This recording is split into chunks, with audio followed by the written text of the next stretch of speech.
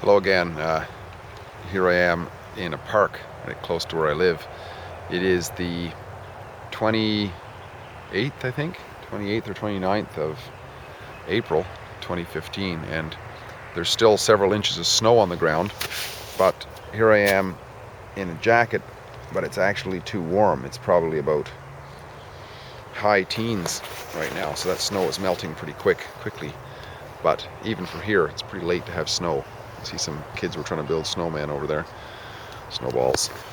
Anyway, here I am, like I say, nice and warm. Got a jacket on, but it's actually too hot. It's a black jacket and the sun is shining on me here.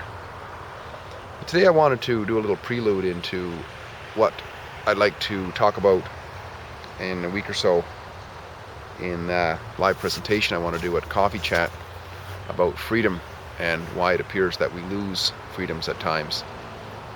And just to go back in history a little bit to see, not so much to teach anything, but to share ideas along the lines of what I have found as possible explanations as to why it appears as though we lose our freedoms, or we are losing our freedoms, why it appears that way.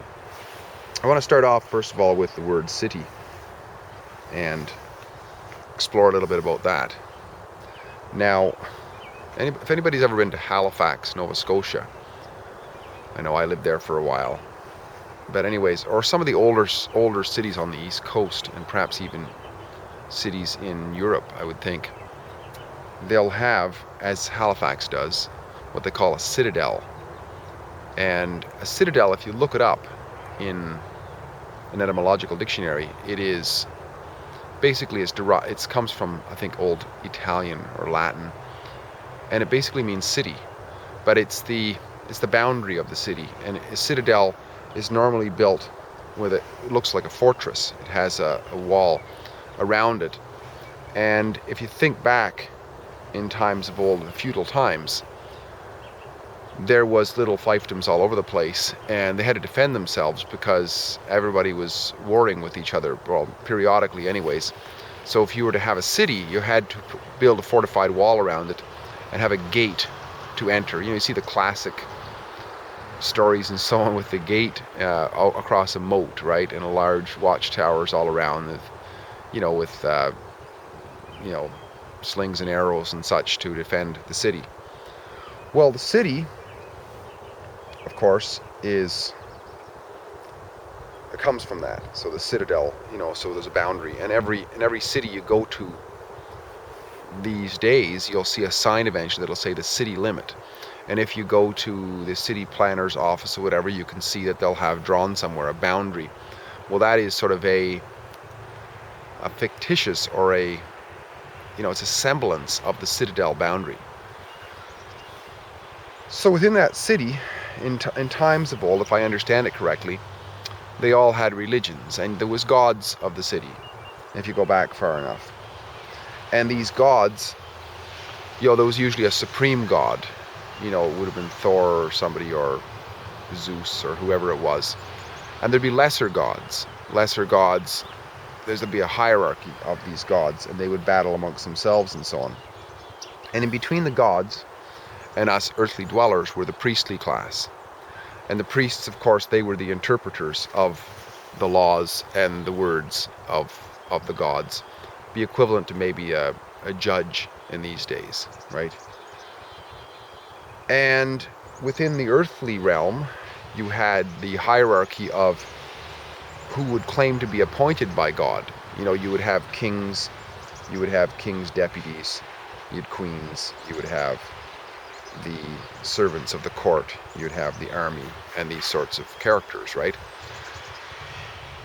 So basically, in many cases, as far as I understand it, the city was deemed to be the property of the gods, and man was meant to be the servants of the gods, and the king and so on was the prime servant. And so if the priestly class was to say, or the bishop was to say, that everybody must do this because a god said so, then it was incumbent upon the king to use as much force as possible to make sure that happened.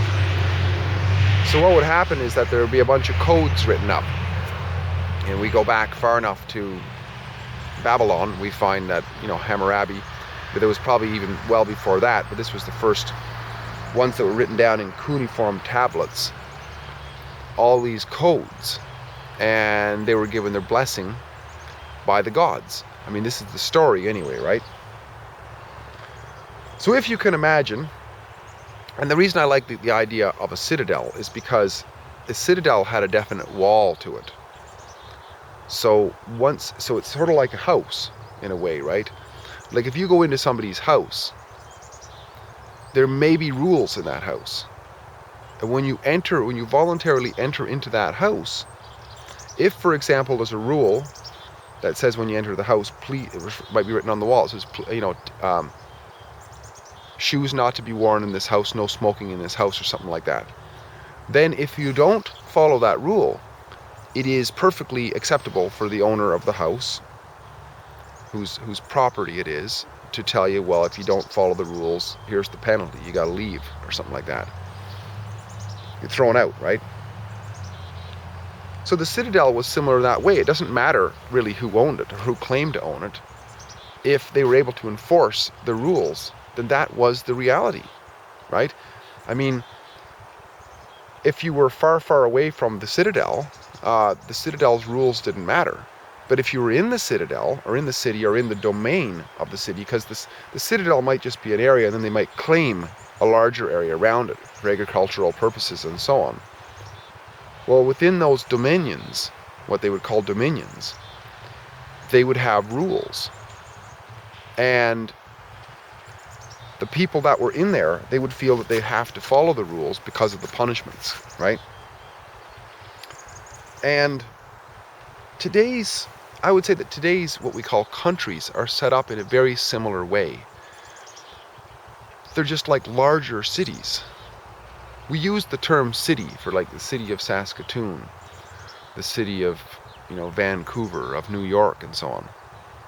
But we have expanded that into concepts of nation states and empires, which just extend the boundary of the citadel. That's all it is. Just like when the citadel was first there and it conquered a certain amount of farmland, but then it would put its invisible boundary over there and it would put guards out there and so on. And then if it could conquer the next citadel, then it would extend that. Well, that's all that countries are just extensions of the citadel's reach, of the arm, of the force, of the codes, the law codes, legal codes of the city. And of course, they're all done under the blessing of the gods. Always, that's always the case. There's the blessing of the gods in history if you watch it. I like to use the example of the chess game in terms of how this relates to, the hierarchy of the entities that are within the city. Like I said before, you have the gods, the lesser gods, you have the priests, you have the deputies, or the kings, the deputies, the servants, the army, police, all this sort of thing, all legal enforcers and so on, all the way down to the very bottom, which is the citizen with no other designation. And a citizen, of course, if you look it up in its origin, it just means an inhabitant of the city. That's all it means. So you already know that when somebody says they're a Canadian citizen, well, they're living in the city of Canada in terms of the origin. And the city of Canada, while the citadel is probably in Ottawa, but they've extended the boundary, in reality, out to the frontiers. And in fact, if you go to the frontiers, you will find armed men and women standing on those frontiers who will shoot you if you don't follow their rules of passage through that frontier. Now, but the chess game, I think, is a valuable teaching tool to understand what's going on as well, because in the chess game, you see there's opposing forces. It's sort of like one city fighting another city, right? Battling another city, or fiefdom, or whatever. But you have the hierarchy there, right? In the very center, you have the king. and the queens, who are the chief enforcers or the chief instigators as far as the people are concerned. But right to their immediate sides are the bishops. The bishops are the connections to the gods. They're the permission to the divine right conduit, if you will, from the gods. And then of course you have the law enforcement and the army, the knights, right? And the rook, I should have looked this up, what the heck the rook is, but I think that's basically like the citadel on the outside, the physical boundary. And then of course guarding all of that are just the serfs. And those are the peons. Those are just the basic citizenry, right? Who can be dictated by the codes that are, supposed to have come from the gods, interpreted by the priests, and enforced or put forth and decreed to the people by the king and the queen, and enforced by the police officers and the courts and what have you, the king's court. So and if you look at the parallel of what goes on today, it's exactly the same. So when we understand why it is that we lose our freedoms, it's because, I would say, mostly it's because we lose our awareness of what's actually going on. So when there's an enlightenment period, as there was in the 1700s, people give up their concept of what is true, and they start asking questions. And as a result of asking the questions, the churches become less relevant. And then when the churches become less relevant, they ask the questions, well, where is this God that said you can do this? Where is this divine that said you can boss me around, and so on, right? And of course, this is coming again. I mean, we saw that, and we saw that in the 1600s and so on. And as a result, the greatest experiment in human emancipation took place in the formation of the United States, the early colonies. The Articles of Confederation and the Declaration of Independence and even the early Constitution was absolutely sublime in comparison to anything that had been written. Now it's completely dissolved. It's completely devolved into barbarism, pretty much there by now. It's no longer. It's there in lip service only, but it was there, and it was the concept of limited government because, if you remove all of those constructs, if you remove the construct of God telling one guy he can rule over another, and if you remove the construct of a priestly class, having sex with a virgin and on an altar, or killing a lamb on an altar, or whatever it is, and therefore getting a message from God that this has got to be, and he passes it on to this guy. When you get rid of all that sort of stuff, the big question is, well, okay, if that's not true, then where is it that you get to govern me, right? And we all understand that if we enter somebody's house, who they have built, or they put their effort into purchasing, or they are paying for through rent or a mortgage or whatever, they have an investment in that. They have a greater claim than we do over that.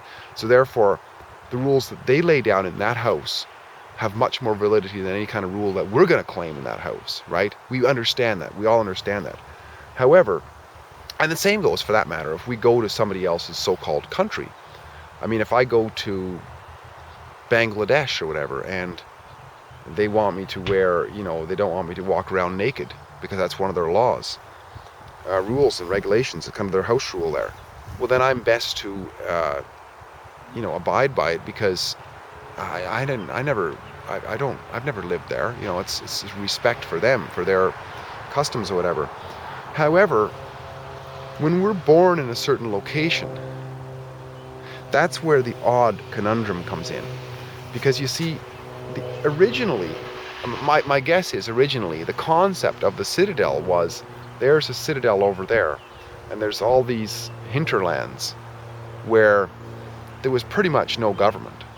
I mean, back in the day, unless you were in there was no mass media, there was no mass transit and so on. I mean, kings had very little control. They had control over their immediate domain. And as a result of it, they had to smell the shit of all the, the sewers that were dumped in the streets and so on. I mean, they had a very small dominion, actually, we can imagine. I mean, because people largely were, I mean, lived on the same planet, but they might as well have not. I mean, if you lived in the wilderness in some valley in the middle of nowhere that was 20 miles away from the citadel, I mean, you might find some, marauding horsemen go by once in a while, but for the most part, it was completely a different world. But today, with all the connections and so on, you have vast regions which are basically one city. The concept is they're one city. You take something like Canada, 7,000 or 8,000 kilometers wide, and monstrously big. And therefore, most people don't really don't make a conscious decision to enter the city. It's not like the old citadel where you had to,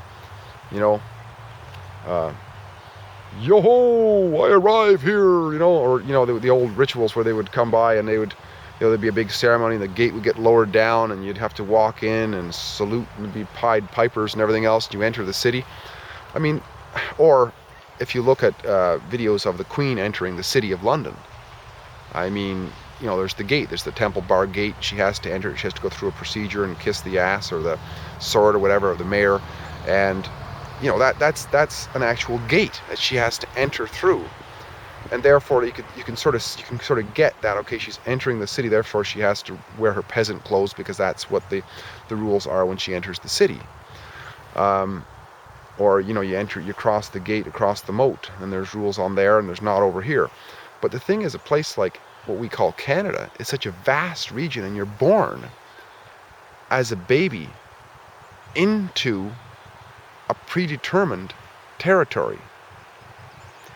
So the presumption is then that you have to follow the rules, because there has to be the concept, I mean, in law, for the longest time, in order for a contract in other words, to obey house rules or bylaws, there has to be agreement. I mean, because there's the old saying, rulers only rule by the consent of the governed. And so the rules only stand up based on people accepting their validity, because these are not laws, of course, right? I mean, a law of gravity doesn't matter whether you believe it or not, it is, right? So these things that are called rules or laws are not laws, because laws are immutable, right? Whereas something that can be changed is here one day and gone the next and amended tomorrow and so on, it's completely arbitrary, because it's just something that's fabricated by the mind of man, right? So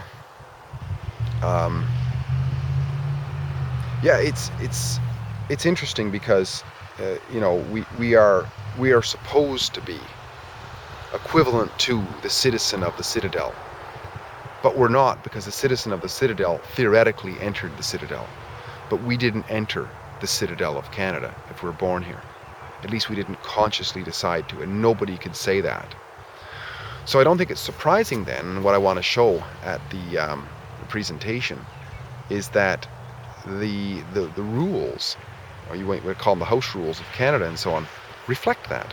Because there's nothing that I've ever seen, ever, that obliges us to do anything. I mean, even the old Code of Hammurabi, it was all to do with man, slave, woman, and so on. It had to do with, they used those words, and if you translate them. But in the codes, the canon law of Canada, whatever it is, the criminal code and what have you, as far as I know, there's nothing to do with man or woman.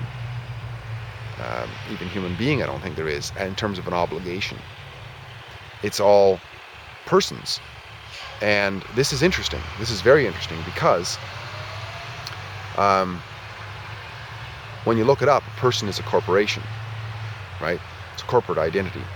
So they have created a corporate identity through a fraud system of the birth certificate, and nobody has been told about it. Nobody has been told about it. Almost nobody has been told about it. And if you tell them about it, they still don't believe it.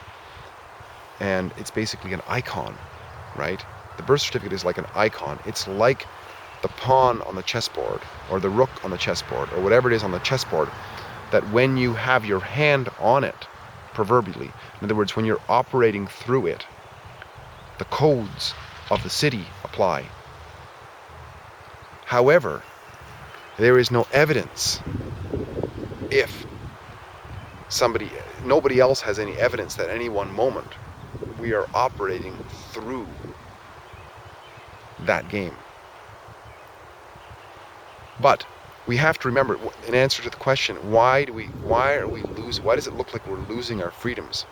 It's because we are not aware that the codes that are written, unlike the Code of Hammurabi, do not apply to man. They only apply to the person. Only to the person. And if we say that we are the person, we stand up and we take surety for the person and surety for that name, which is the emblem of the person, then it is deemed that we are taking surety for it. And therefore, one thing after another, after another, after another. So I think in terms of how this improves the quality of our lives, in realizing this, we can begin to ask questions of ourselves and questions of others when they say that we must do this, or we think that we must do this.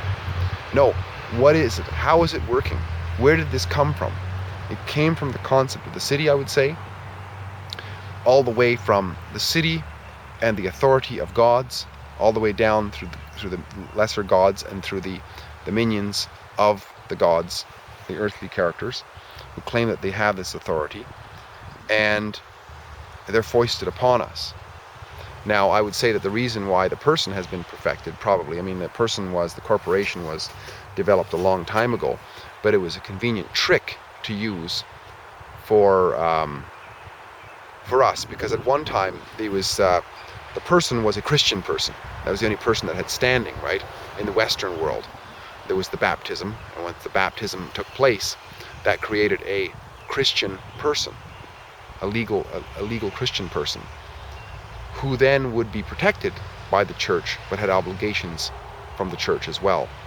And when the church got folded into government, a lot of people think there's separation of church and state. There isn't. It became one, is what happened. And I'll explain that in a moment too. The birth certificate took over from where the baptismal certificate left off. That's why not long ago you could use a baptismal certificate or a birth certificate to create the initial use of the legal entity. For example, getting driver's license. When I first got my driver's license, I could use a baptismal certificate or a birth certificate as evidence that I had a legal standing called citizen, or whatever they called it. Now, there was one other thing I was going to mention. I forget what it was. But anyways, that's a bit of a chat, a bit of a ramble. Hope it makes sense, and hope it has value, because it's all about us waking up to what's going on, mostly within ourselves. I mean, we have to get beyond blaming others. I mean, this whole system has built up and built up, and it's been based on slavery from the dawn of time. It was a big dilemma, if you think about it, when slavery was officially abolished. It was a big, big, big dilemma, because how do you get people to do stuff now? How do you tell people what to do? Because if you just tell people what to do, and you're not compensating them, and you're threatening them with violence if they don't do it, well, what in fact you are is a slave. So what they had to do was remove slavery from all their codes. Direct slavery, like Hammurabi had the slavery in there. In fact, he even talked about slaves. But he was basically saying that man must do this and must do that. That got removed. But what they did is they used person instead. And of course, creating the feminist movement was convenient, because they made all women persons as well. They, of course, created the confusion of man being a man, which is pathetic, really. It's not what it means. So now everybody uses person instead of man. And that was very convenient as well. I don't know if that was deliberate or not, but it was certainly very convenient. Now, I know what I was going to say. The other thing I was going to say was, why is it that church and state are one? Well, if you think about it, in a place like Canada, I don't know about other places, what they call Canada, the Queen is the head of state and the head of the church at the same time. And all of the officials within the organization called Canada must swear an oath of allegiance. And an oath of allegiance is to the Queen. And what the Queen is a corporate office which is occupied by a woman who has also sworn an allegiance. And if you look at what her allegiance is, it's an ecclesiastical allegiance. It's an allegiance to God, basically. So if you look at it and you really read it carefully, you realize that the divine right of queens and kings still exists, and it's what gives them their what they feel their authority to rule. So that's also important to see, because you get to see just how fake this whole thing is. And I think seeing how fake it all is, just, it's not that we don't abide by the stuff, because I mean, people can be completely insane and they have guns. I mean, you still got to listen to them. But we just realize how illegitimate it is, and how ridiculous it is, and how hilarious it is, in a way, how we've been duped for so long into this. But nevertheless, the greatest time to live that's ever existed. I mean, if we lived in the Code of Hammurabi, Code of Hammurabi was so ridiculous, but it was developed at its time for what it was. I mean, Hammurabi's code, if you're building a house and the house falls down on your neighbor, the house falls down on your neighbor's son, the punishment is that your son has to get killed. I mean, this was absolutely crazy. Almost every code was just, summary execution. Almost every penalty was that. And some of the summary executions would be, dropped into the river, and if you float, the god said it was that you're innocent, so you get to live or whatever.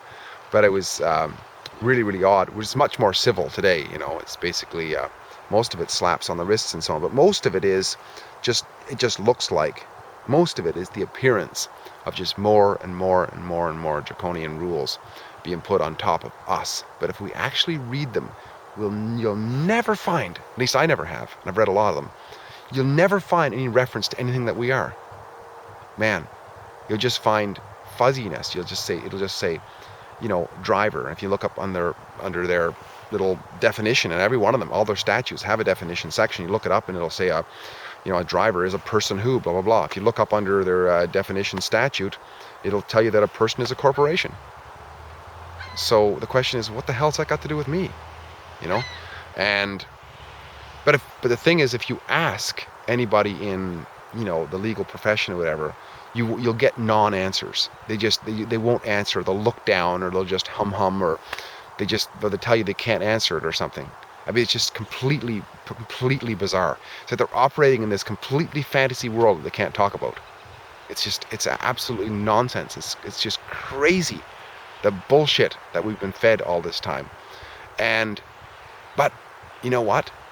If there's value in it, if we were asleep, which we were, the value in it is that it helps us to wake up. The more people that know about this, the more it'll just become irrelevant. You don't have to fight it. Don't fight it. Fighting it will just make it worse. It'll make more Hammurabis. That's all it'll do. The thing is to just ask questions and say, like, oh, you want me to do this? Where is it that show me something. Not that I have to obey what's something, but at least I can see that what you're talking about is correct from your perspective. They'll never show you anything. They'll show you stuff, but it says nothing. It's just like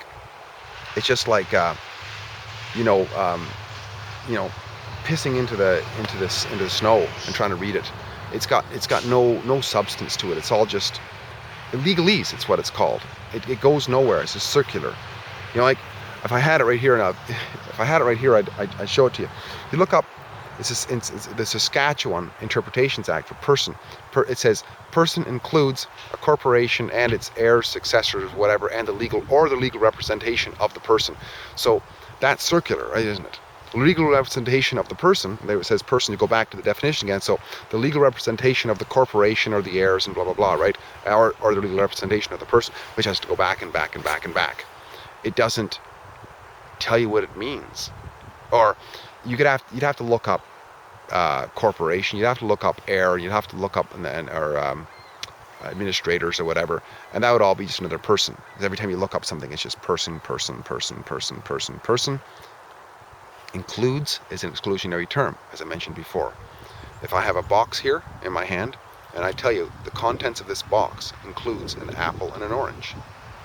Here, can you hear it? I'll shake it. You can hear it moving around. Based on what I said, what else does it include? See, we all know in common vernacular that a person is us, right? Like that, there's a person walking over there. We know what that means.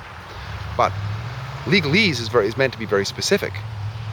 You can't read into it. You can if you want, but it doesn't mean anything because it's not what it said. You can't say, oh, I interpret that as it means actually a cow. No, you're insane to say that because it doesn't say it. It says it includes a corporation, right?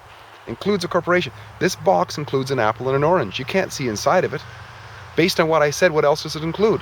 It includes nothing else based on what I said. It may not include an apple and an orange, but based on what I said, that's what it includes. In reality, it might be something else. In reality, person might be something else. But based on the legal definition in that particular document, which applies to all the other statutes that come out, that's all that it is. And it's not only a corporation, it's heirs and so on, which are other persons, which are other corporations, right? So it's all just fluff and threats, because if you ask questions like that, they just say stupid shit. I mean, they'll just use logical fallacies like, oh, you're burning up, you're using up court time or something. What the fuck does that have to do with anything? You know, either there's justice or there isn't. Who cares about court time? You know, is this definition correct or is it isn't? If it isn't, if it's correct, what the hell does it got to do with me? That's the real question. But the legal lawyers and priestly classes and judges and so on, they're trained in polemics, they're trained in fraud, they're trained in diversion, they're trained in presumptions, assumptions, and fact is just basically irrelevant, because they're running a slave system, so you do not want to tell the truth. If you say on one hand that we've outlawed slavery, and on the other hand that's what you're practicing through lies, deceptions, fraud, murder, the whole works, then you don't want to tell the truth. The last thing you want to do is tell the truth. My goodness, these people are trained liars. That's why they call them liars, right? And that's just my take on it. Whether anything is, I don't believe anything I have to say, you know, do your own research, but this is just me rambling, sitting out here in the sun and rambling, having a great time of it. I'll just turn the camera back onto my setting here. My goodness, it's beautiful. Look at that, just t-shirt here, that's it. With my jacket, and even my shoulder is too hot. Just take it off. I'll show you around the back of me. I'm just sitting in here, and there's some little trees and so on. It's all nice and snowy. Look at that blue sky there, and oh my goodness, it's just so amazingly gorgeous. And this snow is just perfect snowball snow. Yeah. Anyway, nice chatting again. Steve here. I know I've gone a little bit over time, 33 minutes. Wow, that's almost a record for me. Talk to you.